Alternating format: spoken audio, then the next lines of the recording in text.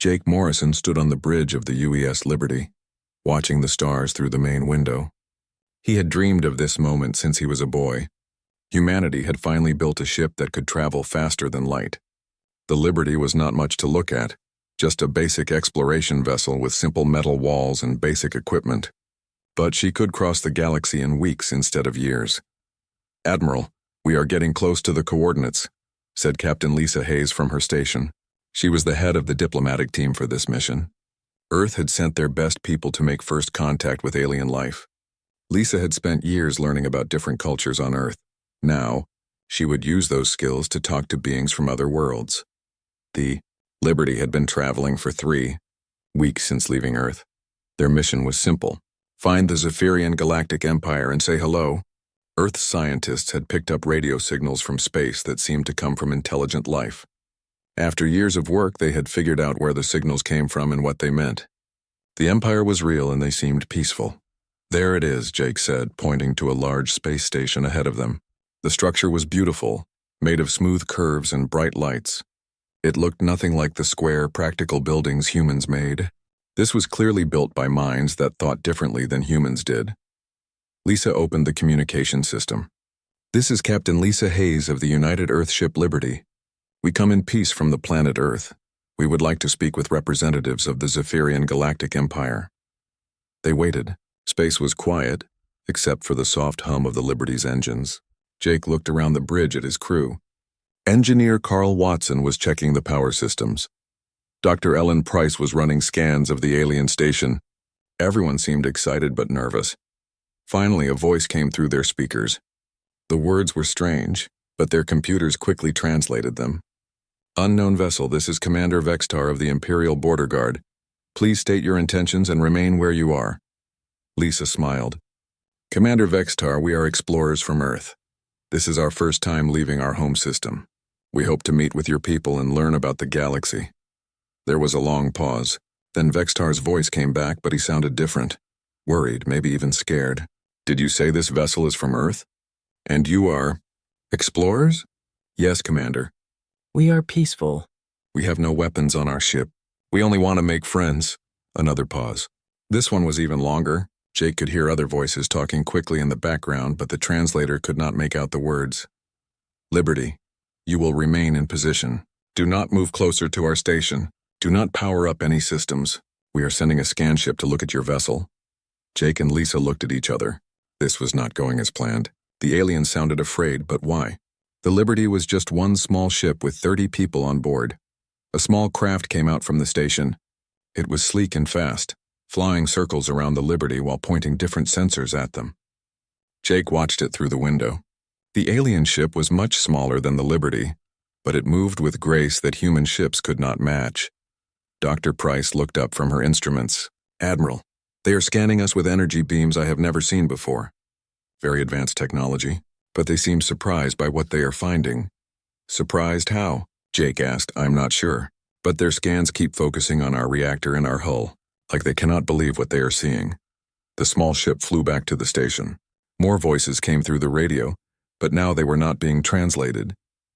The aliens were talking too fast and using words their computer did not know. Finally, Commander Vextar spoke again. His voice was shaking.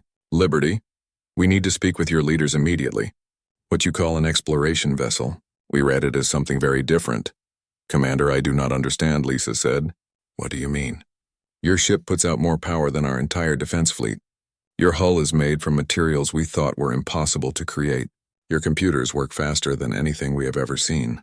Earth vessel, what you have brought here is not an exploration ship. It is a weapon of incredible power." Jake felt his heart sink. "Commander Vextar, I promise you, we are not here to fight. This is just a basic ship built by humans. We have no weapons, no weapons." Vextar's voice was getting higher. "Your mining laser alone could destroy our largest battleships. Your reactor could power an entire planet.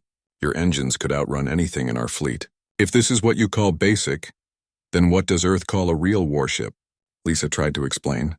"Commander, there must be some mistake. Humans have never built warships for space. We have only been able to travel between stars for a few months. This is our first ship." The radio was quiet for a moment. Then Vextar spoke very slowly. "Did you say this is your first ship?" "Your only ship?"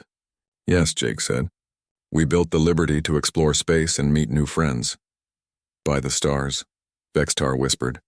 If this is their first attempt, if they built something this powerful just to say hello, then what happens when they decide to build something meant for war? More alien voices started talking at once.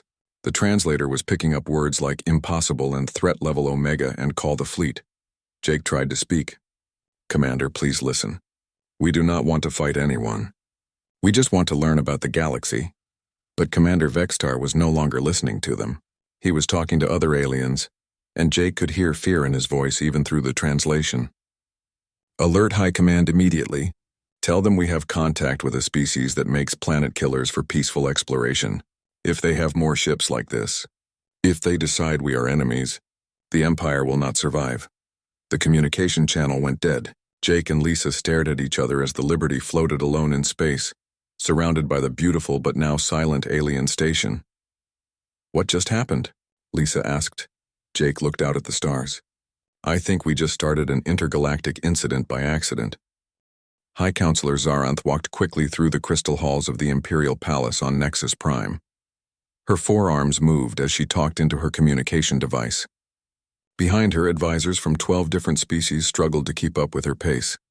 Tell me again what Commander Vextar found, she said to Fleet Admiral Torgan, who appeared as a blue image in front of her. The human vessel appears to be an exploration ship, but our scans show it has the power of a dreadnought. Their reactor produces energy levels we have never seen from a single source. The hull is made from materials that should not exist. Their computers process information faster than our best battle computers. Zaranth stopped walking. One ship did this? Yes, High Counselor. Commander Vextar ran the scans 3 times. The results were always the same. This single human vessel could destroy our entire border defense fleet without taking damage. Around her, the advisors started talking at once. The Thari representative clicked his claws nervously. The Yolian diplomat made worried sounds through her breathing tubes. Even the normally calm Zentari ambassador looked concerned. How many ships do the humans have? Asked Defense Minister Koltar. We do not know. They claim this is their first vessel to leave their home system, but if they built something this powerful for peaceful exploration, imagine what their real warships must be like. Zaranth felt cold fear in her stomach. The Empire had known peace for over 1,000 years. They had achieved this by making sure no one species became too powerful. All member worlds agreed to limits on weapons and military ships. But humans were not part of the Empire. They could build whatever they wanted. Where did these humans come from? She asked. Admiral Torgan's image changed to show a star map. A system called Sol, about 50 light-years from our border. Long-range scans show they have several planets, but only one seems to support life. They call it Earth. Population? Unknown. But if they can build ships like this, they must have billions of people and thousands of factories. Science advisor Velran stepped forward. He was old even for his long-lived species. High Counselor, I have studied their technology. What they have done should be impossible. They are using fusion reactions we thought were only theoretical. Their material science is centuries ahead of ours. This is not normal development. What do you mean? Zaranth asked. Most species develop slowly.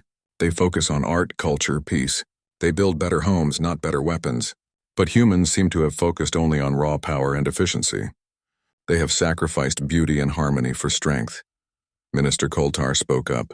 In other words, they are a warrior species. It appears so, Velran said sadly. Look at their ship design. No artistic touches. No consideration for comfort. Just pure function and power. This is how you build when war is always on your mind. Zaranth thought about this. The Empire had seen warrior species before. They usually burned themselves out in civil wars before they could travel between stars. But if humans had survived long enough to build starships, they must be very good at war. Admiral Torgan, she said, I want our greatest fleet assembled immediately. High Counselor, are we declaring war on the humans? Not yet. But we must be ready. How long will it take to gather the Grand Fleet? 2 weeks if we pull ships from every system. Do it. And send word to all member worlds. Tell them we may be facing the greatest threat in Empire history. The advisors started talking again, but Zaranth was not listening. She was thinking about the human ship. If they had built something that powerful just to say hello, what would they build when they wanted to conquer? Meanwhile, back at the border station, Commander Vextar was having his own problems. His second-in-command, Captain Nearasol, had been studying the human transmissions. "Commander," she said, "I think we may have made a mistake." "What kind of mistake?" Vextar asked. He was still shaken by his encounter with the human ship. "I have been listening to their communications. They keep saying they are peaceful. They seem confused by our reaction. And their ship only has 30 people on it." 30 people? That cannot be right. A ship that powerful would need thousands of crew members. That is what I thought. But I have counted their voices, analyzed their conversations. There are no more than 30 humans on that vessel. Vextar stared at the data. "How can 30 people control a ship with that much power?" "I do not know. But Commander, what if they are telling the truth? What if they really are just explorers? Then we have just called the entire Grand Fleet to fight 30 peaceful explorers," Vexatar said quietly. Captain Nearasol looked worried. "Should we contact High Command? Tell them we may be wrong?" Vextar thought about this. If he was wrong, he would look like a fool. His career would be over. But if he was right and the humans were a threat, then keeping quiet could save the Empire. "No," he said finally. "We wait. Let the Grand Fleet come. It is better to be safe than sorry." But as he watched the human ship floating peacefully in space, he wondered if he had just made the biggest mistake in Empire history. On Earth, President Alan Carter was getting very worried. General Karen Webb stood next to him in the Oval Office reading reports from deep space. "The Liberty has been silent for 6 hours," she said. "Last message said they made contact with aliens, but something went wrong." "What kind of wrong?" President Carter asked. "Unknown. But Jake Morrison is a good officer. If he is not talking to us, there is a reason."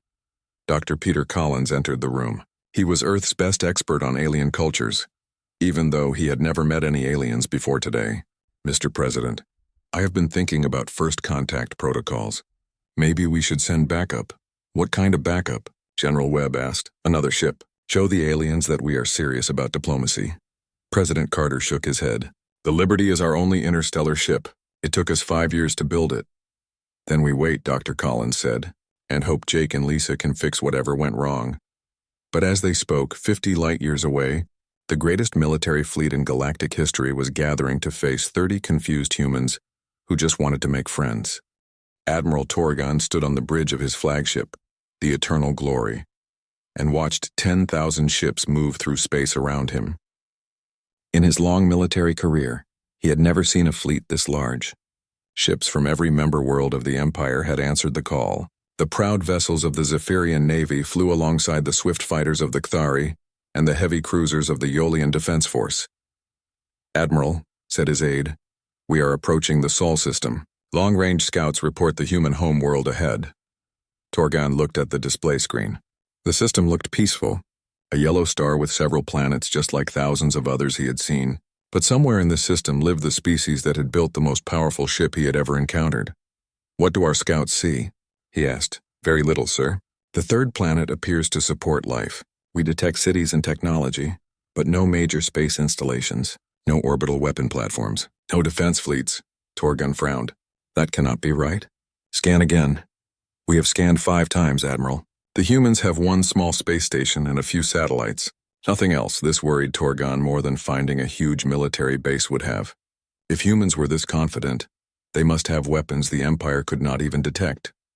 "Sir," said Captain Yarados from the sensor station, "we are receiving a transmission from the third planet." "Put it on screen." A human face appeared on the main display. The alien looked young and worried. Torgon had studied human appearance during the journey here. This one seemed to be a military officer based on his uniform. "This is Captain Roy Henderson of Earth Defense Command," the human said. "We detect a large fleet approaching our system. Please identify yourselves and state your intentions." Torgon stepped forward. "I am Fleet Admiral Torgon of the Zephyrian Galactic Empire. We are here to discuss the actions of your vessel in our territory." "Our vessel? Do you mean the Liberty?" "Yes, the ship you sent to our border." Captain Henderson looked confused. "Admiral, the Liberty is an exploration ship. It carries no weapons. Are they in some kind of trouble?" Torgon almost laughed. "No weapons?" He had seen the scan reports. The Liberty could destroy planets. "Human, do not play games with me. We know what your ship is capable of." "I really do not understand." The Liberty was built for peaceful exploration. It has a crew of 30 scientists and diplomats. Now Torgan was getting angry. Did the humans think he was stupid? 30 people control a ship with enough power to destroy our entire home fleet? Admiral, I think there has been a misunderstanding. The Liberty is just one ship with basic equipment. We have no military fleet in space. Earth Defense Command consists of 12 orbital platforms and one space station. Torgan stared at the screen. Either this human was the best liar he had ever met, or he was telling the truth. If he was lying, it was brilliant psychological warfare. If he was telling the truth, then humans were even more dangerous than Torgan thought.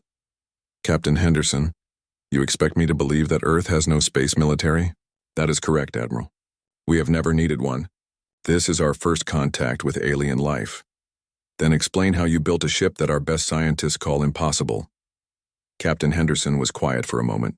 May I contact our president? This seems like something he should handle. While they waited, Torgan called his science officer, Commander Delry. You have had time to study the human homeworld. What do you see? It is very strange, Admiral.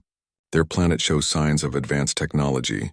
Fusion power plants, quantum computers, materials we do not recognize, but no orbital weapons, no defense platforms worth mentioning.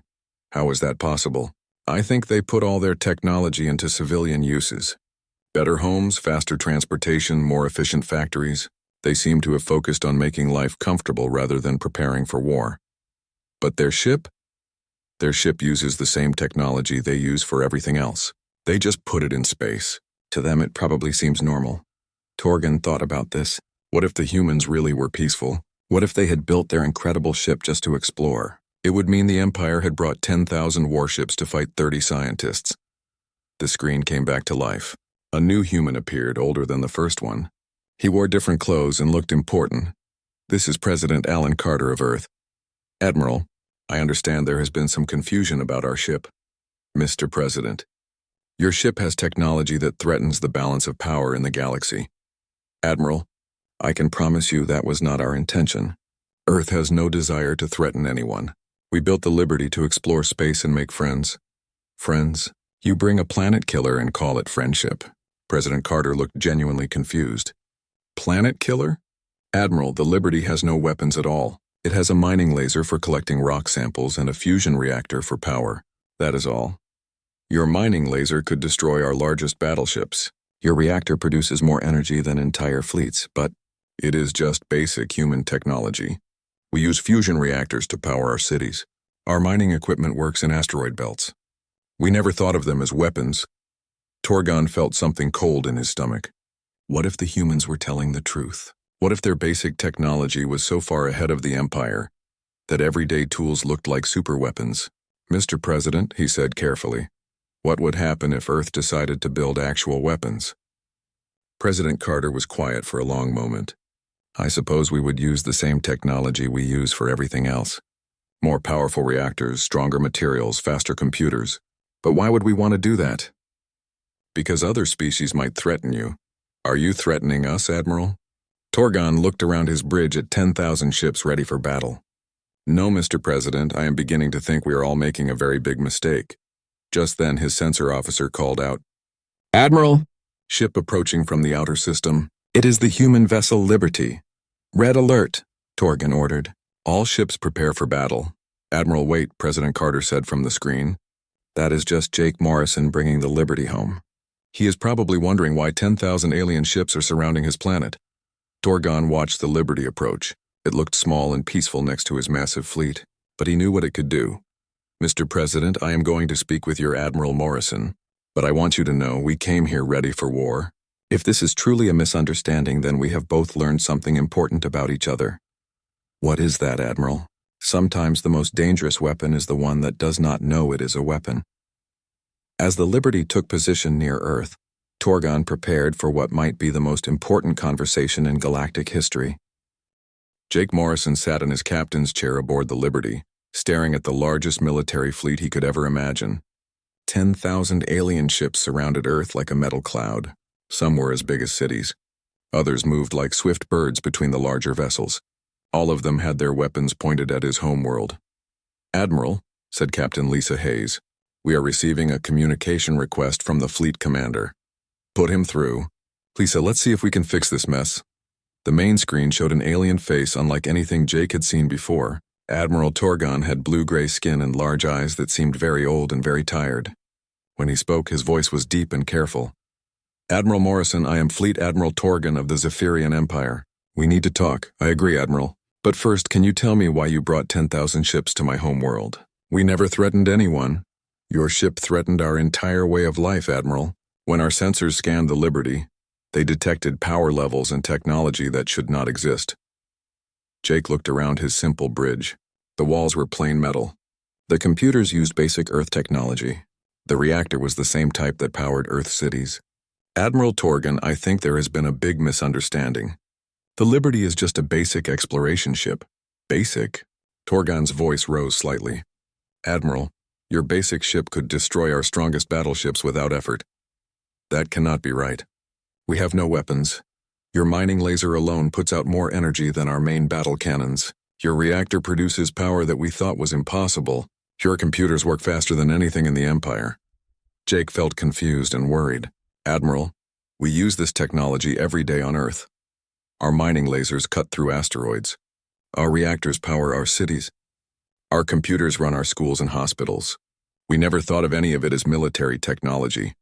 There was a long pause. Jake could hear other voices talking in the background on Torgan's ship. Admiral Morrison, Torgan said finally, I am beginning to understand our problem. What you call normal, we call miraculous. The question is, what do we do about it? Before Jake could answer, his communications officer spoke up. Admiral, we are getting a message from Earth Defense Command. They want to talk to you right away. Put Captain Henderson through. Roy Henderson's worried face appeared on a smaller screen. Jake, thank God you were back. We have a situation down here. I can see that, Roy. 10,000 alien ships tend to be noticeable. It is not just the ships. Our orbital platforms are acting up. Ever since the alien fleet arrived, they have been automatically targeting the nearest ships. Jake felt his blood turn cold. Roy, tell me you shut them down. We tried, but the platforms think Earth is under attack. They keep coming back online and locking onto targets. Admiral Torgon had been listening to this conversation. Admiral Morrison, are your orbital platforms preparing to fire? Admiral, they are automated defense systems. They were not designed to handle this many ships. The computers are confused. How powerful are these defense platforms? Jake did not want to answer, but he had to be honest. They use the same technology as our mining equipment, scaled up for destroying large asteroids. He watched Torgon's face change. The alien admiral turned to speak with his own officers. Jake could hear words like planet destroyers and ultimate weapons. Admiral Torgon, Jake said quickly, those platforms are not meant to fight ships. They are for breaking up asteroids that might hit Earth. Asteroids? What size asteroids? Some as big as mountains. Why? Torgon was quiet for a moment. Because asteroids that size would destroy continents if they hit a planet. You built weapons to destroy continent killers and you call them asteroid defense. They are not weapons. They are safety equipment. Admiral Morrison, do you understand what you have just told me? You casually defend your planet against impacts that would end civilizations. What you call safety equipment could destroy every ship in my fleet. Jake realized the problem was getting worse instead of better. Everything humans had built for peaceful purposes looked like ultimate weapons to the Empire. Admiral Torgon, we need to meet face to face. This is too important for radio conversations. I agree, but I have conditions. Name them. You will come to a neutral location with no other ships. You will power down all systems except life support, and you will submit to a complete scan of your vessel. And in return, I will come with only one ship and do the same. Jake thought about this. It was risky, but it might be their only chance to prevent a war. I accept, Admiral. Where do you want to meet? There is a small moon in your outer system. No life, no technology. We will meet there. As Jake prepared to leave Earth orbit, he received a message from President Carter. Jake, the whole world is watching. Don't let us down. I will do my best, Mr. President. But as the Liberty moved toward the outer system, Jake wondered if his best would be enough. How do you convince someone that your most basic technology is not a threat, when that technology could accidentally destroy their entire civilization? 3 hours later, Jake found himself sitting across a table from Admiral Torgan inside a hastily built meeting station on the dead moon. The alien admiral was taller than Jake expected, but his eyes showed intelligence and honor. "Admiral Morrison," Torgan said, "my engineers have completed their scan of your ship. The results are disturbing." "Disturbing how?" "Your ship is held together with materials that we cannot even identify. Your computer has more processing power than our entire fleet combined. Your reactor puts out enough energy to power our capital city. Admiral, that is just how we build things on Earth. That is exactly the problem. You build everyday items that surpass our greatest achievements. If you decided to build actual weapons," Jake leaned forward, "but we do not want to build weapons. We want to explore the galaxy and learn from other species." "I believe you, Admiral, but my government does not. They see humans as the greatest threat the Empire has ever faced. What can we do to change their minds?" Torgan was quiet for a long moment. "There might be a way, but it would require trust from both sides." "I am listening." "Allow Empire engineers to study your technology. Let us understand how you build things. In return, we will vouch for your peaceful intentions." Jake thought about this. Sharing Earth's technology could be dangerous, but not sharing it might lead to war. "Admiral Torgan, I need to talk to my government, but I think we can work something out." "I hope so, Admiral Morrison. Because right now you are 30 humans standing between two civilizations that could destroy each other by accident." Dr. Peter Collins floated through the corridors of the Liberty alongside Commander Vextar, the alien officer who had first encountered the human ship. 3 days had passed since Admiral Torgan agreed to let Empire engineers study human technology. What they found had changed everything. "This is incredible," Vextar said as they entered the engine room. "Your fusion reactor is so simple yet so powerful. We have been trying to build something like this for centuries." Dr. Collins smiled. "We had to build powerful reactors. Earth's population needs a lot of energy, and we wanted clean power that would not hurt our planet. But how did you solve the containment problem? Our reactors fail if we try to push them this hard. We use magnetic bottles made from superconducting materials. It took us 50 years to figure out the right metals to use." Commander Vextar made notes on his portable computer. Over the past 3 days, he had filled hundreds of pages with information about human technology. Each discovery had made him more amazed and more worried. "Dr. Collins, can I ask you something personal?" "Of course. Are humans naturally violent?" "Your technology suggests you have fought many wars." Dr. Collins thought about this carefully. "We have had wars, yes. Too many wars. But most of our technology was not built for fighting.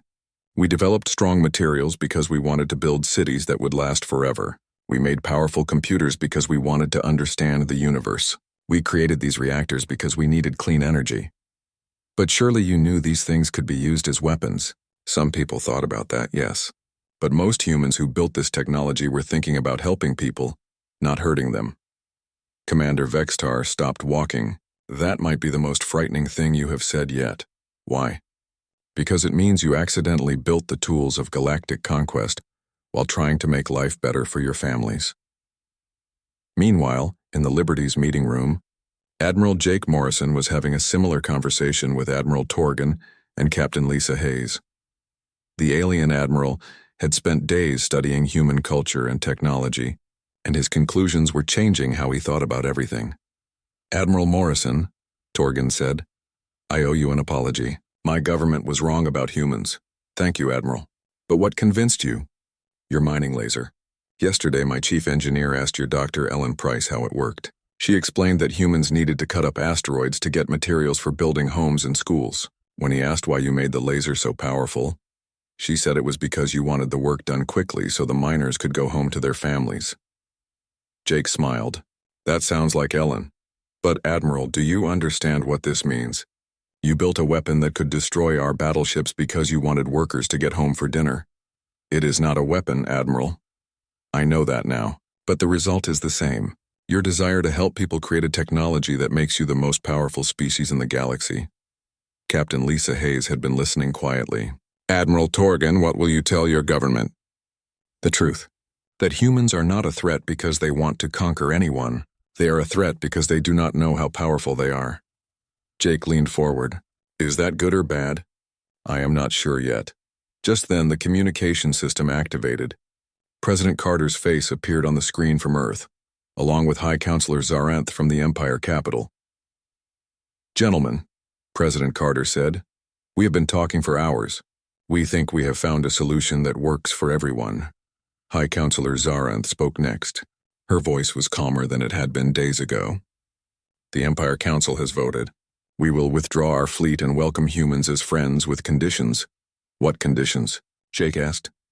"First, humans will share their technology with Empire scientists, so we can understand how it works. Second, humans will accept Empire advisors to help them understand how their technology affects other species. Third, both sides will work together to prevent accidents that could hurt anyone." President Carter nodded. "Earth accepts these conditions, but we have one condition of our own." "What is that?" Zaranth asked. "The Empire will help Earth learn about the galaxy. We do not want to make more mistakes like this one." "Agreed," Zaranth said. "Admiral Torgan will establish a permanent embassy on Earth. Commander Vextar will become our first cultural exchange officer." Admiral Torgan looked pleased. "High Counselor, I request permission to stay and help set up the embassy personally." "Granted, Admiral. But why?" "Because in 3 days these humans have taught me more about engineering than I learned in 30 years of military service. I want to understand how they think." Over the next several hours, the massive Empire fleet began to disperse. Most ships returned to their home worlds, but a few remained to begin the cultural exchange. Jake watched them go from the Liberty's bridge, feeling relieved but also excited about what would come next. "Admiral," said Captain Lisa Hayes, "we just received a message from the Empire capital. They want to invite a human delegation to visit Nexus Prime." "Who are they sending?" "They specifically requested you, me, and Dr. Collins. They want to meet the humans who accidentally built a dreadnought while trying to make friends." Jake laughed. "I suppose we cannot turn down an invitation like that." 6 months later, Jake stood on the observation deck of the newest ship in Earth's growing fleet. The UES Friendship was built using both human and Empire technology. It was faster than the Liberty, more comfortable than any human ship ever built, and designed specifically for cultural exchange missions. Commander Vextar stood next to him, wearing a human-style uniform that marked him as the first alien officer in Earth Space Service. "Admiral, we will reach the Cathari system in 2 days. They are very excited to meet humans." "Are they worried about our technology?" "Not anymore. Word has spread through the galaxy about what happened with the Empire. Most species are curious rather than afraid. And the ones that are still afraid? They will learn, as we did, that the most dangerous humans are the ones who are trying to help." Jake smiled as he watched the stars stream past.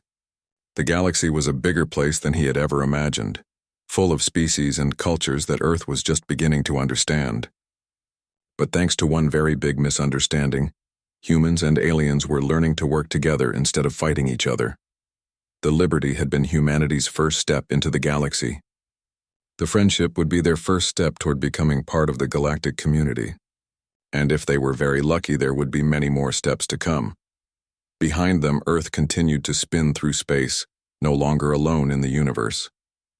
And throughout the galaxy, the story was already being told of the species that built planet killers to protect their families and called them mining equipment.